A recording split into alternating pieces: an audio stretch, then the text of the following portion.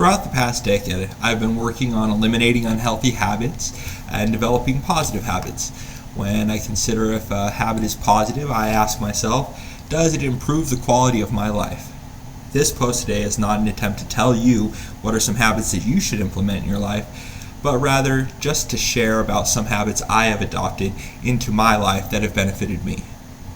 My experience is that anyone can develop any habit they want. Oftentimes people don't change habits until there's some event or life issue that gets to be too much and they feel forced to make the change.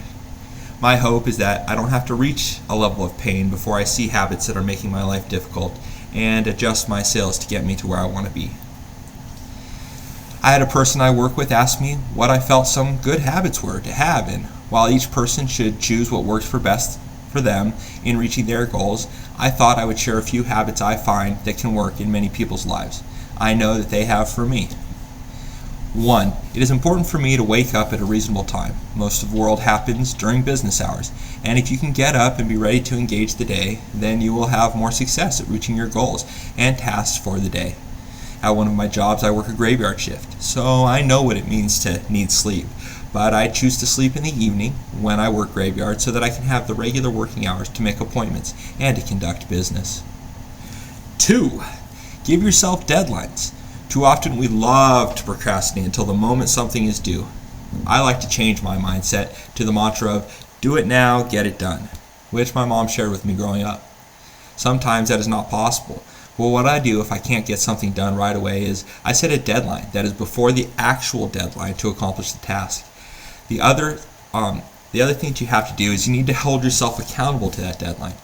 A tool I love to use is Google Calendar. If you don't use Google because you think I don't have much stuff to remember, so I don't really need a calendar, let me just explain. When you get a calendar, you see how much free time you have so that you can add more events and more things to your life. 3. The last suggested habit is one that I want to implement more. I did it in the past and it has fallen off in the past year. I share it now in an attempt to keep myself a little accountable. And that habit is to make time for movement. This can look like so many different things and should be filtered through the lens of what is in your current physical health, age, and resources. Again, Google is a great resource for putting in your circumstances and asking what kind of workout works best for you. There are so many, and what's beautiful is as you reach your different plateaus in your physical journey, new challenges can bring even better results. So I think I'm going to try to commit to taking a 30-minute walk every day. While that is not especially challenging for me, it will help me to develop the habit of carving out 30 minutes each day for exercise. So focus on what habits you want to form and ask yourself why you want to have those habits. What's one habit you want to stop? Or better yet, what's a positive one you would like to start today?